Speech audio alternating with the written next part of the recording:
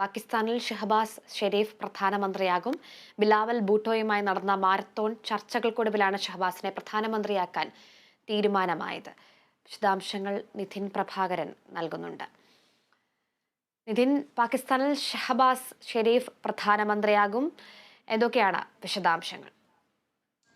അനുജ, പാകിസ്ഥാൻ തെരഞ്ഞെടുപ്പ് ബലം പുറത്തു വന്നതിന് ശേഷമാണ് ഇത്തരത്തിൽ ഒരു തീരുമാനത്തിലേക്ക് എത്തിയിരിക്കുന്നത്.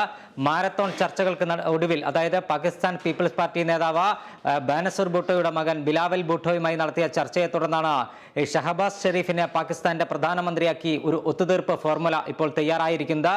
നേരത്തെ ബിലാവൽ ഭൂട്ടോ ഇമ്രാൻഖാൻ അനുകൂലികളായ സ്വതന്ത്രരുടെ പിന്തുണയോടുകൂടി സർക്കാർ രൂപീകരിക്കാനുള്ള ഒരു ശ്രമം നടത്തിയിരുന്നു. എന്നാൽ ബിലാവൽ ഭൂട്ടോയുമായി യാതൊരു തരത്തിലും സഹകരിക്കേണ്ടെന്ന നിലപാട് ഇമ്രാൻഖാൻ തന്റെ അനുയായികളെ അറിയിച്ചു. ഇതേ തുടർന്നാണ്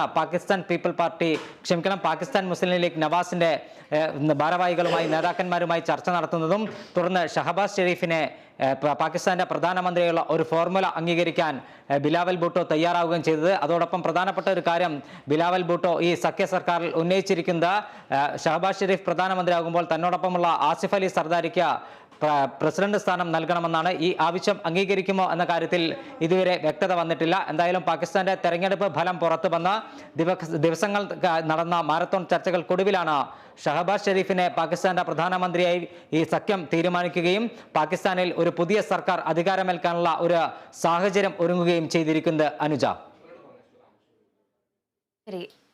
വ്യക്തമാണ് നിതിൻ. പാകിസ്ഥാനിൽ ഷഹബാസ് ഷെരീഫ് പ്രധാനമന്ത്രിയാകുമെന്ന റിപ്പോർട്ടുകളാണ് പുറത്തുവരുന്നത്. ബിലാവൽ ഭൂട്ടോയുമായി നടന്ന മാരത്തോൺ ചർച്ചകൾക്കൊടുവിലാണ് ഷഹബാസ് ഷെരീഫ് പ്രധാനമന്ത്രിയാകുമെന്ന തീരുമാനം ഉണ്ടായിട്ടുള്ളത്. വിശദാംശങ്ങൾ നൽകിയത് നിധിൻ പ്രഭാകരനാണ്.